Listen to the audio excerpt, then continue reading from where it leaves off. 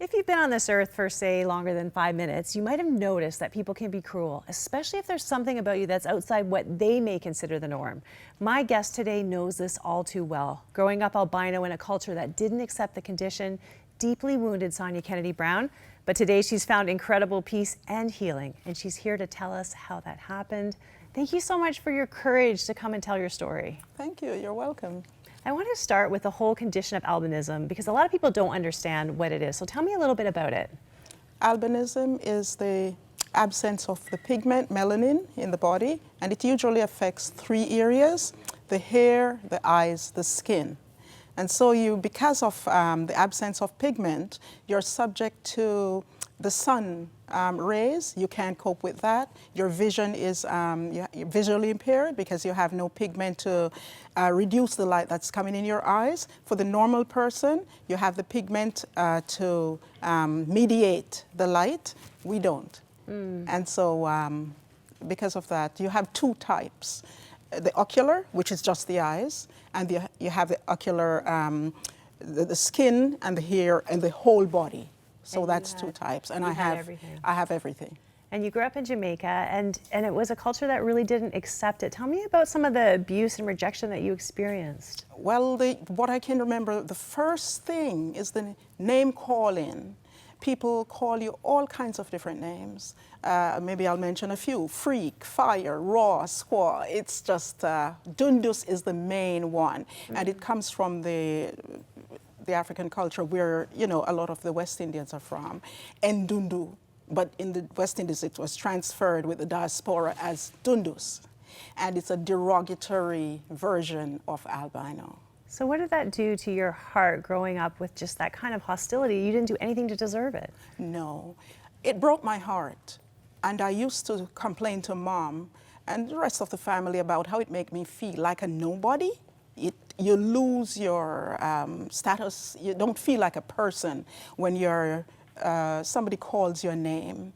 It reduces you. And after I saw that Mom had tears in her eyes and everything, she was so sad. I decided not to let my mom, who loved me very much, be sad. So I kept the pain in my heart.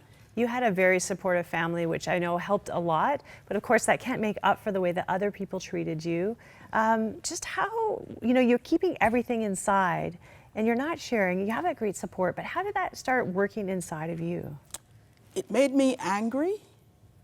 It made me, I felt isolated because even with albinism, people don't want to come close to you. They don't want to. Superstition, right? Superstition. Yeah. They feel there's something wrong with you. They feel actually that you're possessed by an evil spirit, and they see you as a sexual symbol, that's your role, you know, to be used and left. And for various reasons. So it made me very sad. And I know part of the pain that you experienced was also a sexual assault.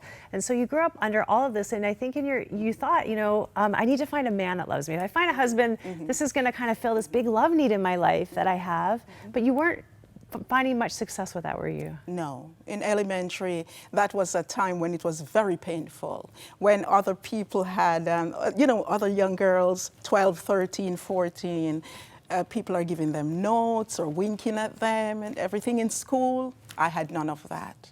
So I found my outlet through doing letter writing to, what do you call it, to pen pals. And then I could describe myself like I was a different person.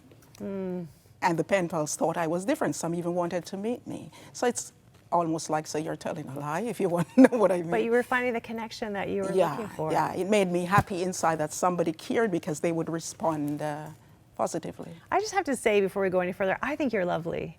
And I'm sad that that happened to you. And I know that we're going to go on into healing. Yes. Part of this journey is that you just kind of gave up on the husband thing, you know, like just stop the torment. It's not going to happen for me. And you kind of came to peace. Tell me about that. Well, after I broke at one point because I just thought, you know, I was so angry. And I thought that if I had a man by my side, he would protect me from the people because it was daily. the torment was like daily. You leave the house, you see someone, you hear dundus, you hear this. And I figured if I had someone by my side, people would be afraid to approach or to call me names. That's what I thought. So I thought he would be a protector, a husband, and a friend, and everything. But at one point, I just said, Lord, I can't be bothered. I don't think you care, so I don't care. That was the point that I was. You're at a very low point. And you know what? Very low point. There is a prince in the offing. We're going to hear the rest of your story in just a minute. Stay tuned.